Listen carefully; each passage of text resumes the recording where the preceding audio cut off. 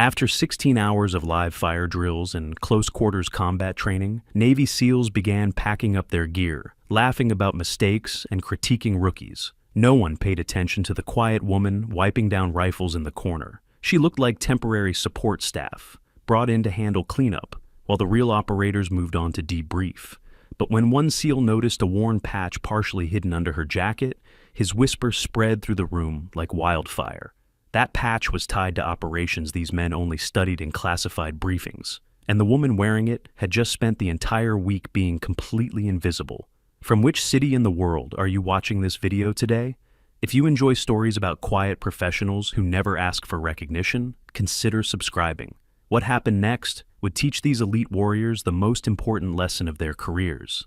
The sun hung low over the Naval Special Warfare Training Compound, casting long shadows across the shooting range as dust still lingered in the air from the day's drills. After 16 grueling hours of live fire exercises, close-quarters combat scenarios, and weapons qualifications, the atmosphere had finally shifted from intense focus to exhausted relief. Navy SEALs moved across the range in loose groups, stripping magazines, clearing rifles, and joking about the mistakes they had witnessed during training. The controlled chaos of men who had survived another brutal day filled the space with laughter and the metallic clink of equipment being broken down. Revka Solitre appeared at the edge of the activity, moving through the background with a clipboard and cleaning supplies. She wore faded green tactical pants, a tan undershirt, and a dark jacket with the sleeves rolled to her elbows. No name tape adorned her chest. No rank sat on her collar. Her dark hair was pulled back in a tight, functional bun that hadn't loosened despite the heat and hours of work. She approached a rack of HK-416 rifles, selected one, and began wiping down the barrel and receiver with methodical precision. Her movements carried an economy that only came from thousands of repetitions, each gesture minimal and purposeful. Two SEALs stood nearby, still in their gear, discussing the day's performance. The younger one, a lean operator named Jax with sun-bleached hair and a fresh sunburn across his nose, gestured animatedly as he spoke. His teammate Cormac, broader and quieter, shook his head while checking his magazine pouches. Neither man glanced in Revka's direction as she worked less than 10 feet away. Jax wiped sweat from his forehead. "Did you see Petty Officer Harlow on that breach? I thought he was going to stack on the wrong door." Cormac snorted. "Man's going to get smoked into brief. Instructor Beale doesn't let that slide." Jax's eyes drifted past Cormac and landed briefly on Revka as she racked the cleaned rifle and reached for another. "Who's the chick? New armorer?" Cormac barely looked. "Dunno. Contractor, maybe. They rotate people through for inventory?" Jax shrugged and returned to his own gear. Neither gave her another thought. Revka continued her work in silence, her hands moving with practiced efficiency as conversations flowed around her like water around a stone. She overheard everything. She reacted to nothing. As she inspected the next rifle, small details became visible that the SEALs around her never noticed. Old scars marked her knuckles, burn marks that had healed into smooth, discolored patches. A thin laceration ran across her left palm, the kind that came from gripping something sharp under pressure. When she moved, there was no wasted motion, no hesitation, no adjustment. Her eyes constantly scanned the environment, tracking movement, assessing positions, noting every person who entered or exited the range, even as she focused on the task before her. An older SEAL, Chief Warrant Officer Aldrich Tahn, walked past, carrying ammunition crates stacked 3 high. He had the weathered look of someone who had spent 2 decades in the sun and salt air, with deep lines around his eyes and gray threading through his close-cropped hair. He glanced at Revka as he passed, then away. No acknowledgement, no greeting. She might as well have been the part of the equipment racks. A younger operator, Ensign Breck, nearly bumped into her while scrolling through his phone. He jerked back at the last second. "Oh, sorry, ma'am. Didn't see you there." He didn't wait for a response. He was already walking away, thumbs moving across his screen, attention elsewhere. Revka didn't look up. She simply moved to the next rifle in the rack, her expression unchanged, her focus absolute. The range continued to empty as operators filtered toward the debrief building. The noise level dropped. The energy shifted from release to routine. Revka worked alone now, checking serial numbers against her clipboard, noting discrepancies, ensuring every weapon was accounted for and properly stored. The work was tedious. It required attention to detail. It was the kind of task people assumed required no skill. 20 minutes later, she entered the debrief room through a side door. The space was set up like a classroom, with rows of folding chairs facing a large whiteboard covered in mission timelines and tactical diagrams. Digital screens mounted on the walls showed drone footage from the day's exercises, frozen at key moments for analysis. 20 SEALs sat in the chairs, still in their gear, notebooks open, pens ready. Some looked alert. Others fought to keep their eyes open after the physical and mental exhaustion of training. At the front of the room stood Senior Chief Beale, a man whose presence commanded attention without effort. He had penetrating gray eyes, a jaw that looked carved from granite, and the kind of bearing that came from 22 years of leading men in combat. He was reviewing notes on a tablet when Revka entered, but his eyes flicked to her for just a moment before returning to his screen. Beale's voice cut through the low murmur of conversation. "Harlow, talk to me about your stack position on breach 2. A stocky SEAL in the third row straightened. "I adjusted for the door swing, Senior Chief. Thought it would give the breacher more room." Beale's expression didn't change. "You thought? In a real-world hit, I thought gets your breacher killed. You don't freelance on the stack. You confirm with your lead, or you stay in position. Clear?" "Clear, Senior Chief." Revka moved to the back corner of the room, carrying her tablet. She set it down on a small desk and began logging equipment serial numbers, her fingers moving across the screen with unusual speed. She wasn't just recording data. She was cross-referencing ammunition counts, breach timings, movement patterns. Her eyes flicked periodically to the screens showing mission footage. At one point, she caught a tactical error that Beale hadn't yet mentioned. Her jaw tightened slightly, but she said nothing. Jack sat in the second row, half listening to the debrief. He leaned toward Cormac and whispered, "Why's she even in here?" Cormac shrugged without turning. "Probably inventory, chain of custody or whatever." Revka finished her work 3 minutes later. She stood, gathered her tablet, and walked toward the exit without a word. As she passed the rows of seated SEALs, not one of them made eye contact. She was background noise, temporary staff, invisible. But Chief Tan watched her leave. His eyes followed her all the way to the door, tracking her movements with the kind of attention that suggested recognition, or at least suspicion. When the door closed behind her, he stared at it for several seconds before turning his attention back to the debrief. His expression was unreadable, but something in the set of his shoulders had changed. That evening, as the sun dropped below the horizon and the compound lights flickered on, Revka stood alone in the armory. The space was all fluorescent lighting and steel racks, the air heavy with the smell of gun oil and metal. She was inventorying night vision devices, checking battery levels and calibration dates with the same methodical precision she brought to every task. The work was solitary. It required focus. It was exactly the kind of assignment people assumed didn't matter. The door opened. Ensign Breck and Petty Officer Oakes entered, both still in their gear, rifles slung over their shoulders. They were mid-conversation, laughing about something that had happened during the day's drills. Oakes gestured toward a steel table near the center of the room. "Just toss it on the bench. She'll sort it." Breck hesitated. "You sure? Thought we had to rack our own gear."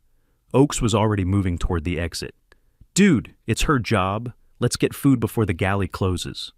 They dropped their rifles carelessly on the table, barrels pointing in unsafe directions, magazines still inserted. Neither bothered to clear the weapons. Neither looked at Revka. They were gone within seconds, their voices fading down the hallway as they discussed dinner options and weekend plans. Revka stood motionless for a moment, watching the door swing closed. Then she walked to the table, picked up the first rifle, performed a press check, ejected the magazine, locked the bolt back, and racked it in its proper place. She repeated the process with the second rifle.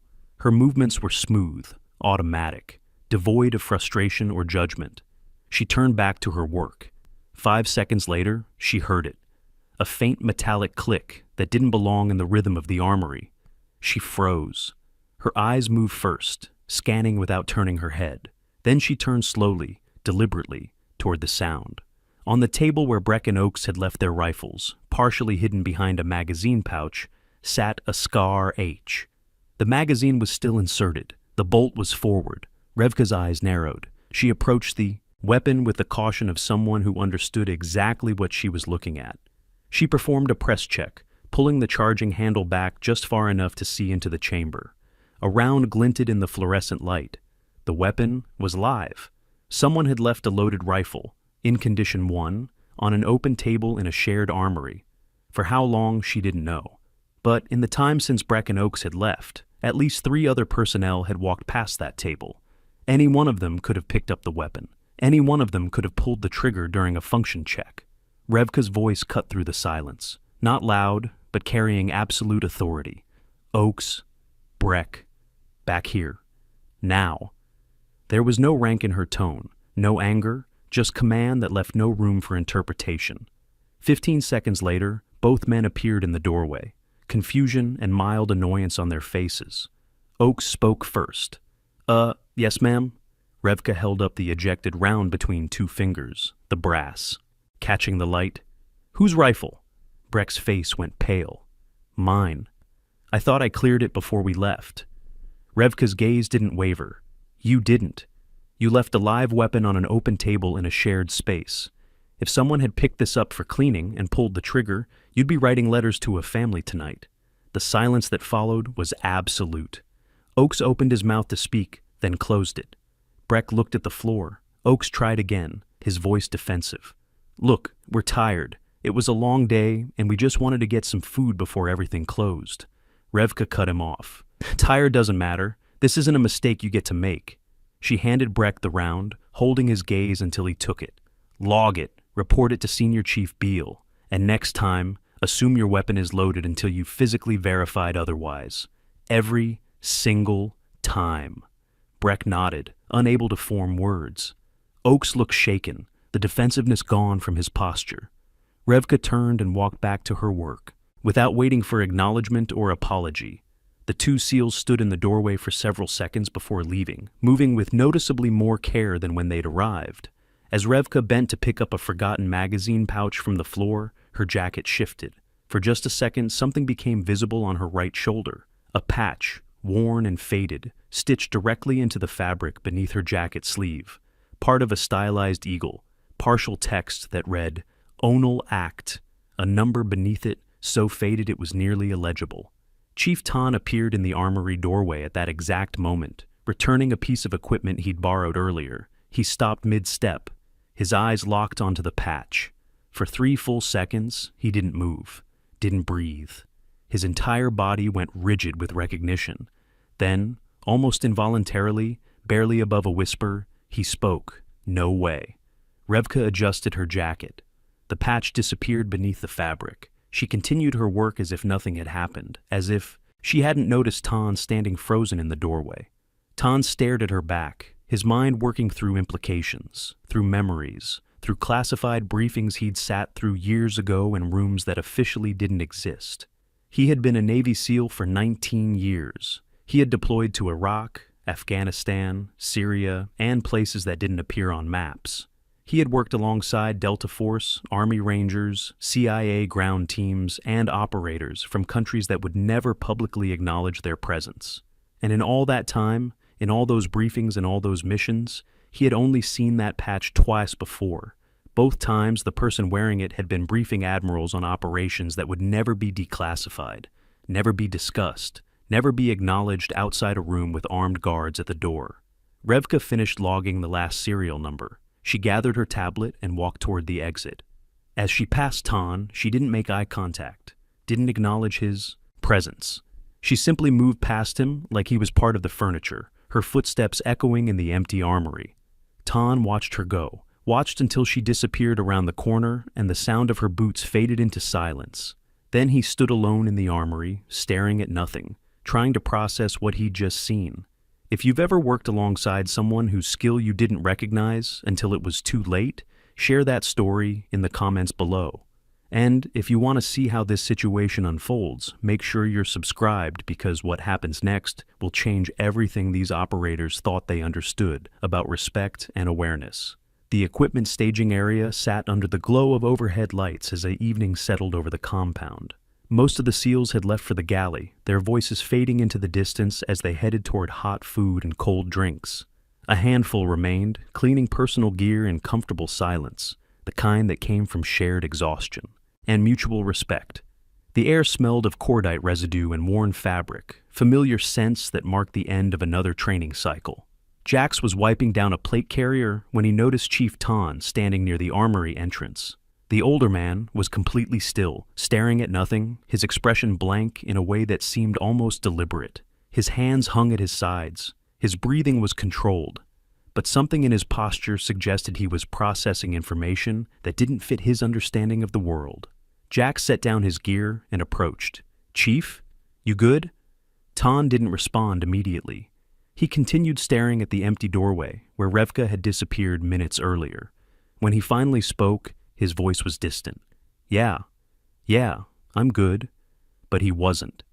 Jax could see it in the slight tension around his eyes, the way his jaw was set, the minute adjustments in his stance that suggested internal calculation. Jax had known Tan for 2 years, had deployed with him, had seen him under fire. The man was unshakable. Whatever he just witnessed had shaken him. Jax took another step closer. "Chief Tan? What's going on?" Tan finally looked at him. For several seconds he seemed to be weighing something, deciding how much to say, what could be said, what should remain unspoken. Then he asked a question that sounded casual but carried weight beneath it. "You ever hear of Task Force Ember?" Jax frowned. "Task Force what?" "Ember. Task Force Ember." Jax shook his head. "No, never heard of it."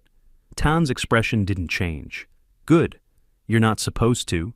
He walked away before Jax could ask another question, moving with purpose towards Senior Chief Beale, who was reviewing training notes at a field desk near the main building. Jax watched them speak, their voices too low to hear, their body language suggesting a conversation that went deeper than routine coordination. Tan gestured once toward the armory. Beale glanced in that direction, then back to Tan, his expression grave. Jax caught fragments of words, didn't realize she was still operational. "Not here for gear, Aldrich. She's here for them." "How many ops?" "Don't ask questions you don't want answers to." The conversation lasted less than 2 minutes. When it ended, Tan walked away looking even more unsettled than before. Beale returned to his notes, but his focus had changed. He wasn't reviewing anymore. He was thinking. Jax stood alone in the staging area, confusion giving way to curiosity. He pulled out his phone and opened a search browser. The screen glowed in the dim light as he typed Task Force Ember into the search bar. The results loaded. Nothing. Articles about wildfires, a band from Colorado, a discontinued video game. He refined the search. Task Force Ember Military. Still nothing. He tried JSOC classified units female operators. The results shifted to redacted documents, dead links, archived news stories with names blacked out in thick digital bars. He searched women debimes in special operations. Pages of results appeared, public figures, known trailblazers, interviews with pioneers who had broken barriers and changed policy. None of them matched the quiet woman who had spent the week cleaning rifles and checking serial numbers. None of them had scars like hers. None of them moved the way she did. Jack stared at his phone, the screen reflecting in his eyes. He looked back toward where Tan and Beale had been standing. Both were gone now. The staging area was empty, except for a few operators finishing their work in silence. He pocketed his phone and headed toward the barracks, his mind turning over questions he couldn't answer. In the barracks that evening, Jack sat on his bunk with his laptop open. Cormac was across the room, cleaning his boots with methodical attention, scraping dried mud from the treads. The space was quiet except for the hum of ventilation and the occasional sound of movement from other rooms down the hall. Jax broke the silence. "Dude, you remember that woman? The one cleaning gear?" Cormac didn't look up. "The contractor?" "Yeah, why?" Jax leaned forward, elbows on his knees. Chief Tan saw something on her jacket. A patch. And he looked like he'd seen a ghost. Cormac paused mid-scrape. "So? Maybe it was from her old unit or something." Jack shook his head. "He mentioned Task Force Ember. I've never heard of it. And I can't find anything online. Like, nothing. It doesn't exist." Cormac set down his boot and looked up. "Because it probably doesn't exist. Or it's so classified you'd need special compartmented clearance just to know it's real. Jax met his eyes. Exactly. Cormac was quiet for a moment. Wait, you think she was part of something like that? Jax turned his laptop screen toward Cormac. I don't know. But Tan and Beale were talking like they knew her. Not like, oh hey, there's a contractor. Like they actually knew her. Like she mattered. Cormac stood and walked over, sitting on the edge of Jax's bunk to see the screen. Jax had found a forum post from a former Army Ranger discussing units that technically didn't exist. Someone in the thread had mentioned joint task forces composed of operators from multiple branches, working directly under JSASI on missions that never appeared in after-action reports. Jax read aloud from the post. If you ever meet someone from one of these units, you won't know it unless they want you to. They don't wear patches in public. They don't talk about what they did. And if you ask, they'll smile and change the subject. But if you're trained, you'll recognize the scars. He looked up at Cormac. She had scars. On her hands. Old ones. Cormac leaned back. Lots of people have scars, man. Jax closed the laptop. Not like hers. They weren't from accidents. They were from work. The next morning arrived cold and dark. Pre-dawn fog rolled across the compound as the team assembled for a live-fire close-quarters battle drill in the kill house. The structure was a plywood maze designed to simulate urban combat with narrow hallways, sharp corners, and pop-up targets that appeared without warning. It was where mistakes were identified and corrected before they became fatal. The SEALs moved through their pre-drill checks in silence, loading magazines, testing communication systems, adjusting helmet mounts. The energy was focused, professional, absent of the previous day's levity. This drill mattered. Performance here determined who advanced and who received additional training. What they didn't know was that they were being watched from the observation tower. The structure sat 50 yards from the kill house, elevated to provide clear sight lines through ballistic glass windows. Inside, Revka stood beside Senior Chief Beale and Lieutenant Commander Hask, a lean officer with sharp features and eyes that missed nothing. Beale spoke into a radio headset, his voice calm and instructional. Jax, tighten your spacing. You're giving Cormac no room to work. Below, Jax adjusted his position in the stack, moving closer to the operator in front of him.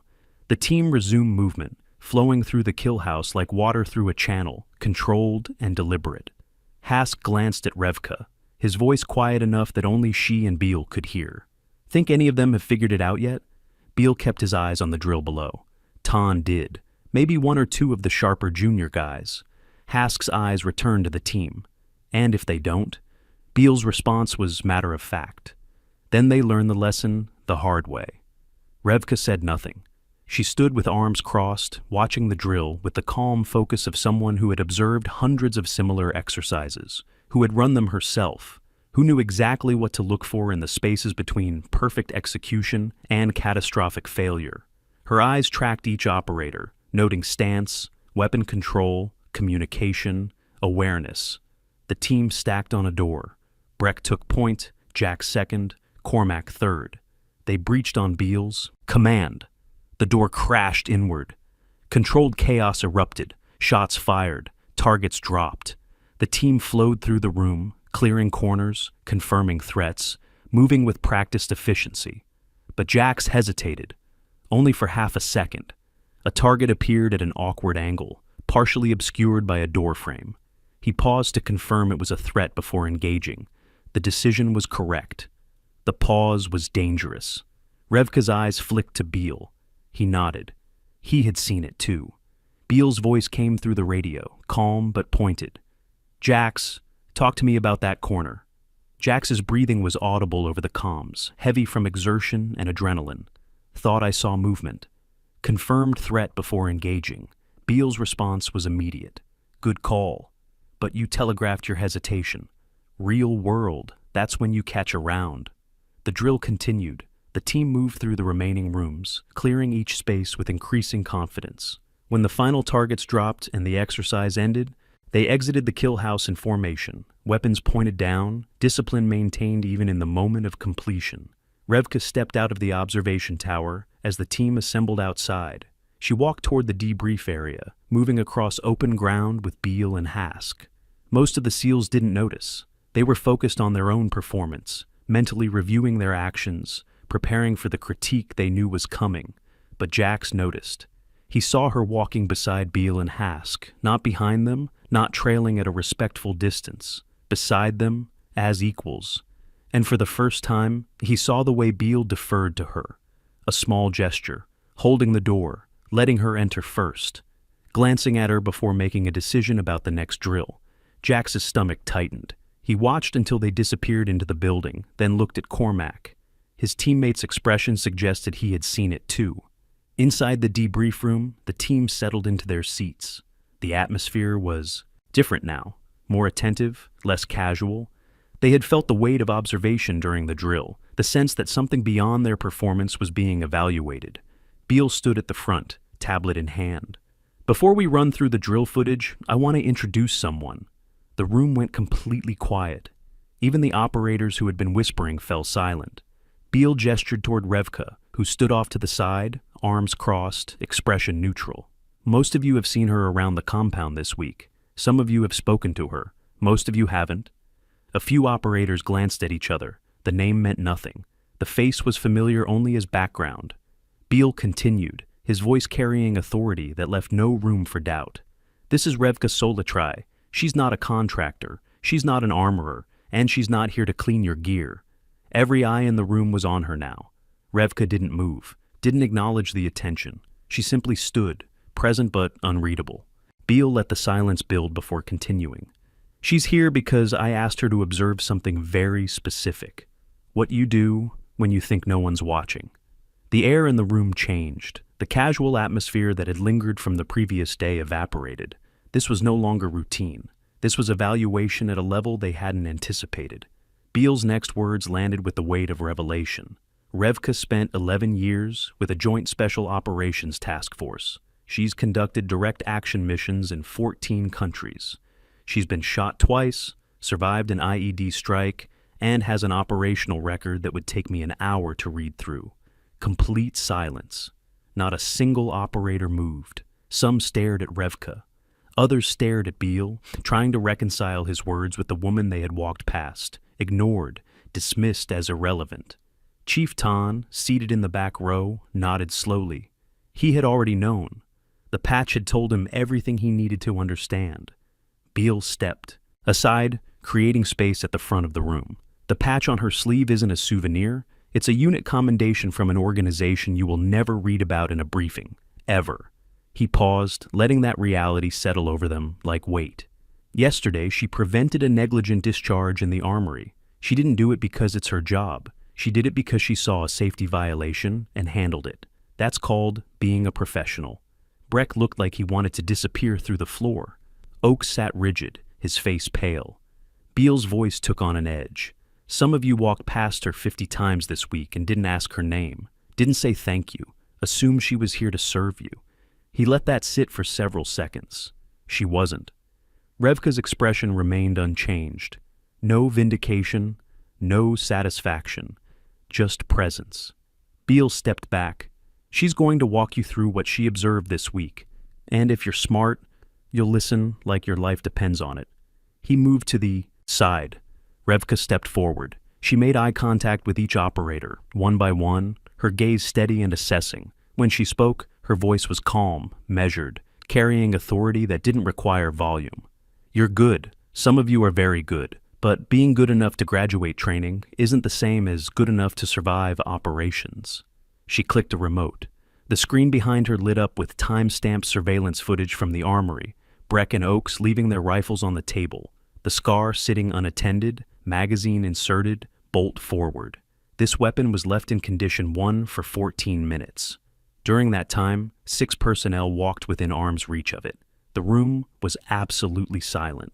Even breathing seemed muted. Any one of them could have picked it up. Any one of them could have been killed if they'd pulled that trigger during a function check. She let the weight of that settle before clicking to the next clip. Footage from the kill house. Jax's hesitation at the corner. This hesitation? 0.7 seconds. In a contested environment, that's enough time for an armed defender to put 3 rounds center mass. Jax's jaw tightened. He knew she was right. "You made the right call. You confirmed your target. But you broadcasted your uncertainty with your body language. A trained adversary reads that and exploits it. She clicked off the screen. The most dangerous enemy isn't the one you're hunting. It's the one you didn't see because you stopped paying attention. She set down the remote and stood in silence for a moment before continuing. I spent 11 years working with operators who understood that. Some of them are still out there, some of them aren't. Her voice didn't waver, but something shifted in her eyes, a flicker of memory that passed too quickly to name. The ones who survived. They never assumed they were the smartest, fastest, or most lethal person in the room. They stayed humble, they stayed aware, and they treated everyone around, them, especially the people they didn't recognize, with respect. She looked directly at Breck. Because you never know who's standing next to you when the lights go out. The silence that followed was profound. No one moved, no one spoke. The lesson had landed with the force of physical impact. Revka's final words were quiet, but absolute. I'm not here to embarrass you. I'm here because Senior Chief Beale asked me to teach you something that can't be taught in a drill. She paused. Situational awareness isn't just about threats. It's about people. It's about understanding that the person cleaning your rifle might have more trigger time than your entire platoon combined. She turned toward the door. That's all I've got. Senior Chief Beale will take it from here. As she walked past the rows of seated operators, Chief Tan stood. He came to attention, and he saluted. The gesture was slow, deliberate, filled with respect that transcended rank or protocol. Several senior operators followed. Hosk, two master chiefs in the back, all standing, all saluting. Revka stopped. She turned and looked at Tan. For 3 full seconds, the room held its breath. Then she returned the salute, her movements crisp, professional, earned through years of service that would never be fully known. She nodded once, then she left. The door closed behind her with a soft click that seemed louder than it should have been. The junior SEALs sat in stunned silence, uncertain whether they should have stood, whether they should have saluted, whether they had just witnessed something historic or simply appropriate. Jax looked at Cormac. Neither spoke. There were no words adequate to the moment. If you've ever underestimated someone and later realized they were operating on a level you couldn't comprehend, leave a comment sharing what you learned from that experience. And if you want to know what lesson these operators take from this encounter, subscribe, because the final part reveals why this moment will define their entire careers. Outside the debrief building, golden hour light stretched across the compound. Revka walked toward a nondescript SUV, loading her gear with the same methodical precision she brought to every task. The door opened. Jack stepped out and approached, stopping a respectful distance away. "Ma'am, I wanted to apologize for not seeing you." Revka turned. "You saw me. You just didn't look. What's the difference?" Revka closed the tailgate. "One takes effort." She moved to the driver's side. Jax followed. "Can I ask you something?" "You can ask. Why didn't you just tell us who you were from the start?" Revka looked across the compound, the sun low on the horizon. "Because the people who need you to know aren't the ones worth knowing." Jax nodded slowly. "Will we see you again?" "Probably not." "Then thank you for the lesson." Revka climbed into the SUV and started the engine. She rolled down the window. "Stay sharp, Jax. And next time someone walks into your workspace without a name tape, don't assume you know why they're there." She pulled away. Jax stood watching until the vehicle disappeared. Inside the debrief room, Senior Chief Beale addressed the team. "You train to be the best. That's the standard here. But being the best means recognizing when someone in the room is better than you, and having the humility to learn from them." He paused, looking at each face. "Revka Solitre didn't need to prove anything to you. She already proved everything that mattered, in places you'll never hear about, against enemies you'll never face. The question is, what did you prove to her?"